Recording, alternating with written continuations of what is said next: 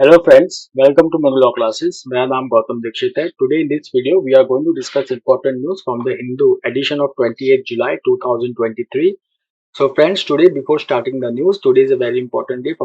Today is the World Hepatitis Day. So please make it a note that 28th July it is World Hepatitis Day. And tomorrow it will be International Tiger Day. That is 29th July. So these are the two important international days. 28th July, it is World Hepatitis Day, and 29th July, it is International Tiger Day. Now let's start with the news. The first news which we are seeing on our screen is that the Supreme Court extends Mishra's tenure as ED Director till September 15. Now let's try to understand this news.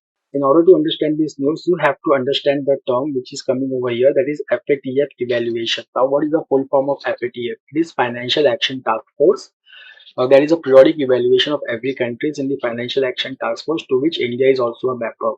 Now, Financial Action Task Force it has two broad mandate. One is prevention of money laundering and prevention of terror financing. Now, in October, there is an evaluation. So now ED is the national agency which is related with money laundering and terror financing, and the AD derives its power from Prevention of Money Laundering Act 2002. Now, over here, if you will see that it is related to extension of tenure of Enforcement Directorate. So the Enforcement Director over here, which news is Sanjay Kumar Mishra. So now in this news, the Supreme Court in a special hearing has extended the tenure of Enforcement Directorate Director Sanjay Kumar Mishra till September 15 to serve public and national interest. Now the center wanted to be the date to be extended till October 15th, but now Supreme Court has agreed till September 15th. So the contention, the point which has been put by the central government in the Supreme Court is that the presence of Mr. Sanjay Kumar Mishra in the AD director as a AD director, it was crucial for the country to effectively sail through the ongoing evaluation by the Financial Action Task Force. So what this Financial Action Task Force does, that it is a body which conducts a periodic review, and it contains two type of list. One is gray list and the next is black list. So if any country which is not following the provisions international standards set by the Financial Action Task Force for prevention of money laundering and terror financing, first they are put in gray list, that is called as a list which contains the jurisdiction under increased monitoring, and then if after that also if they do not follow the standards, then they are put in the black list. The next is CBI to probe Manipur sexual assault, one killed as violence continues. So we can see the Manipur, the violence is now going on. There is a trust deficit which has come up between the Kuki and the Meiteis. We will hear in the national news also that the Kukis Zomi students, they are demanding that they should be attending the university separated from the Meiteis. So now here the news is that the Central Bureau of Investigation, it has been asked to take over the probe in the May 4 sexual violence incident in the Thoubal district of Manipur. So here the district's name is also important. It is Thoubal district. Now, friends, we have a very important news from G20. We already know that India is the host, is the president of G20 2023. So here, 13 multinational companies, they have come together for circular economy coalition. Now, what is circular economy? So it is related to waste management. It focuses on reuse, reduce, and recycle. 3R. That is the core of the circular economy. So circular economy, it does not follows the linear model where we take, make, waste. So circular economy focuses on reduction of waste. So now G20 has launched one initiative, one coalition on the sidelines of fourth G20 Environment and Climate Sustainable Working Group. So the name of this coalition is very important. Please note it down. It is Resource Efficiency Circular Economy Industry Coalition. Once again, I am telling this coalition name is very important. It can be asked in the exam.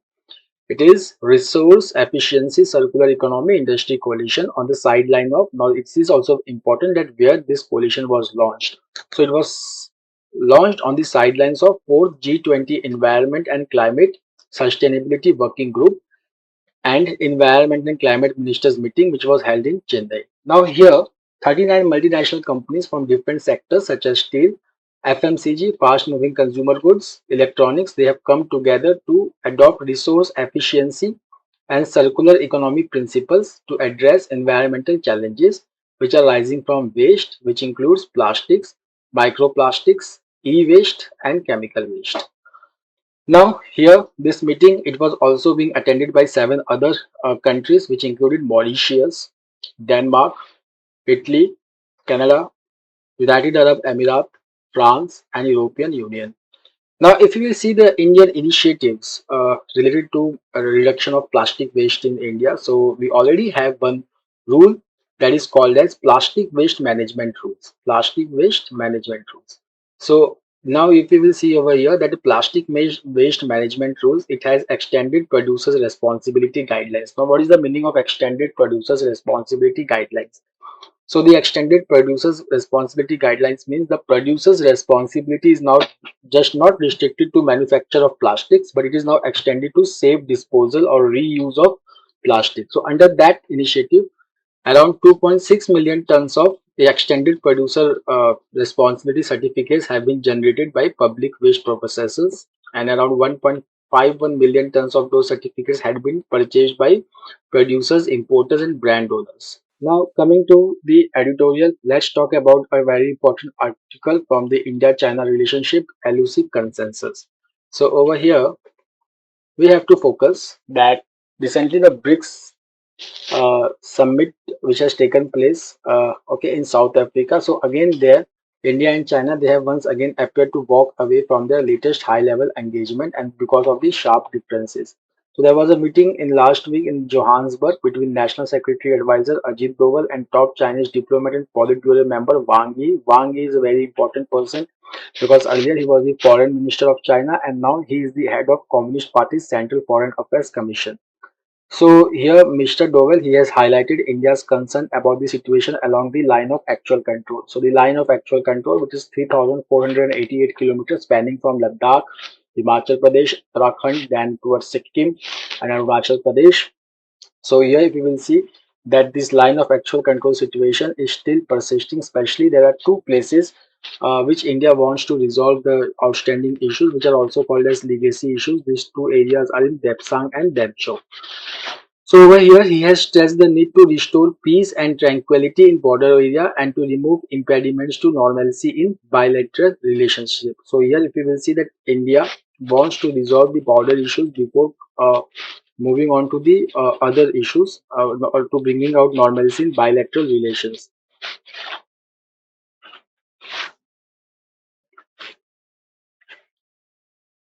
Now, the next is National Research Foundation Bill. So now Union Cabinet has approved the National Research Foundation Bill to strengthen the research ecosystem in the country. This will be the apex body to spearhead research and development, foster the culture of innovation, and nurture a research ecosystem across all universities and colleges in the country.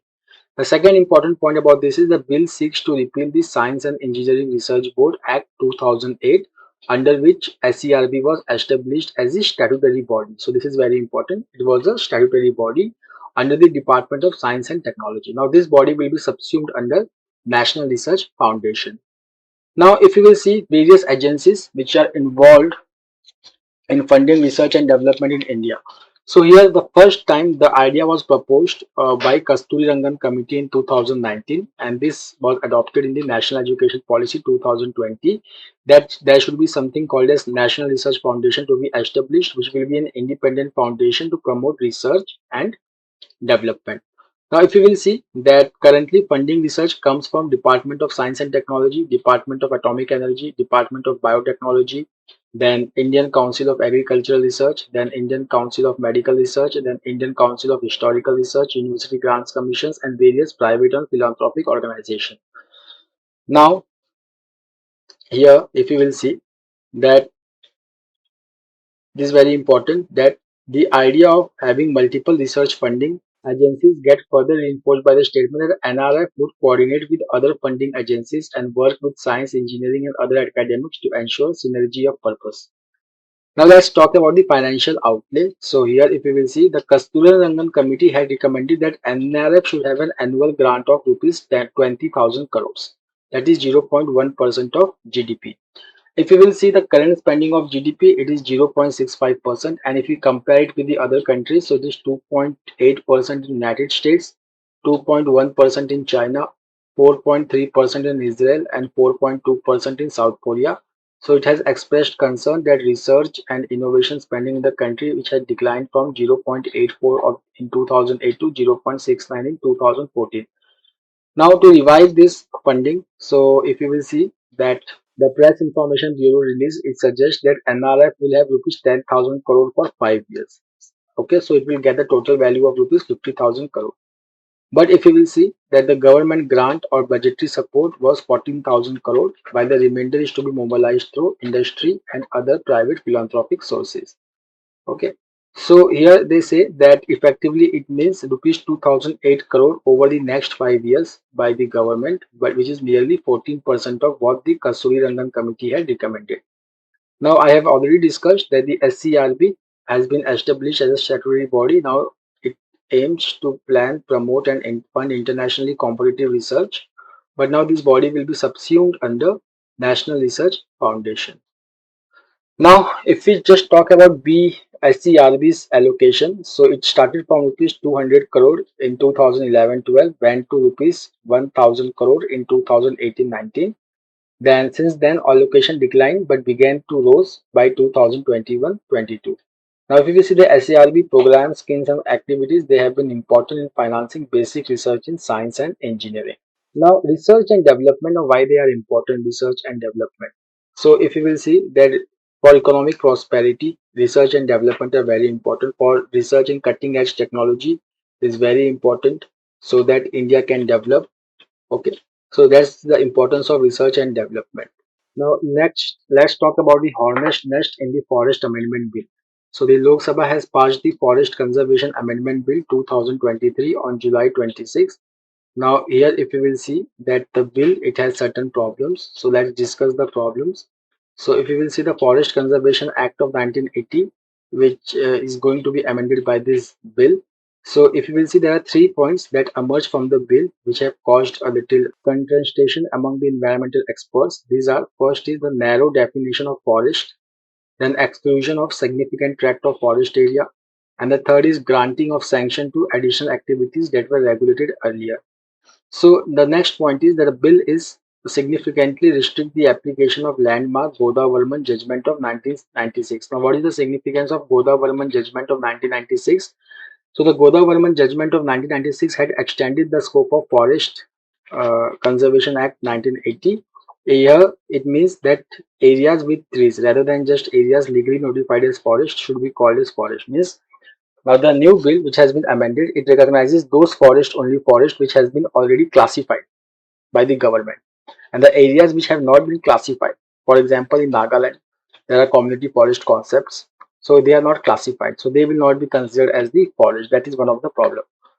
So the present amendment, it restricts the Forest Conservation Act to only legally notified forest and forest recorded in government records. So this would potentially impact 28% of India's forest cover, encompassing 2 lakh square kilometer. Now, the next problem, as we can see from the bill, is that these forests can be like forest orchards and plantations. They also encompass forest of exceptional quality and conservation value. For example, so if you will see that in Nagaland, there is unclassed forest in Nagaland that have so far been not been officially recognized, but they have been preserved by the community. So now states earlier they have refused to identify important forest area despite the Godavarman judgment. Now if this bill comes, now this will be open for destruction. This forest will be open for destruction for construction and development purposes. For example, let's talk about large swathes of Aravalli Hills in Delhi National Capital Region, which are considered ecologically important for Delhi. Now they will maybe also be liable for destruction in the future. The second is the bill excludes some of India's most fragile ecosystems because it removes the need for forest clearances for security-related infrastructure up to 100 km of international borders. So, if any area which is within the 100 km of international borders, they are exempted from the sanctions or clearances for security-related reasons. So, here now globally recognized biodiversity hotspots such as forests of northeastern India, high altitude Himalayan forest and meadows. Now they are these forests which can now be destructed for infrastructure projects. The third is the bill introduces exemptions for construction projects such as zoos, safari parks, and ecotourism facilities. Here, the experts say that artificially created green areas and animal enclosures are very different from natural ecosystems, which provide a bouquet of ecosystem services that contribute significantly to human well-being. The next is defranchising forest people. This is also a very important concept. That is another important concern is that bill makes no reference to other relevant forest law. For example, the scheduled tribes and other traditional forest dwellers recognition of Forest Rights Act 2006 finds no mention here. So here, instead, the exclusion and ease of diversion of forest areas will mean that forest people's institutions is no longer need to be consulted. Now they say that let's talk about Nepal. Nepal का एक बहुत अच्छा example यहाँ पे दिया है कि नेपाल में क्या हुआ कि फॉरेस्ट का जो मैनेजमेंट है वो लोकल कम्युनिटी को दिया गया, तो वहाँ पे जो फॉरेस्ट कवर है वो 26 से 45% बढ़ गया. So they say that if India really wants to achieve the net zero carbon commitments by 2070, so it would be wise to further the participation of forest people rather than defranchising them. The next is the system of forest clearances under the FCA 1980. Okay, it excluded certain privileged sectors from its ambit. Okay, but here they say that there is the exceptions are needed. The objective of fast tracking strategic and security related project is fair ask. Administrative process can and should be speeded up and needless delays in environmental clearance avoided. However, giving now they are saying that there are certain things which we can do to remove the flaws in clearances, but that doesn't mean that we should change the act in such a way that the importance of India's natural ecosystems is diluted. So they give an example that relentless extraction of natural resources have led to the problems. For example, in Joshimath, now Joshimath, okay, which is located in Himalaya and which is now sinking because of relentless extraction of natural resources. Now, next come that is staple visas for Arunachal athletes unacceptable. So here there is now this is one of the other dimension of India-China issue. एक तो border dimension है, दूसरा ये staple visa issue है. तो जो staple visa issue है ये 2011-13 में भी देखा गया था. तो चाइना क्या करता है कि जो अरुणाचल प्रदेश के जो लोग हैं उनको स्टेपल वीजा देता है. So it denotes that it is still a disputed territory and that's why it is opposed by the Indian government. So here the news is that terming China's decision to revive the practice of staple visas for Indian sportspersons from Arunachal Pradesh is unacceptable, and it has launched a strong protest. So these athletes they were part of 12-member team to participate in World University Games in Chengdu, and here the team was held back after government realized that three athletes belonging to Arunachal Pradesh have been given the staple visa.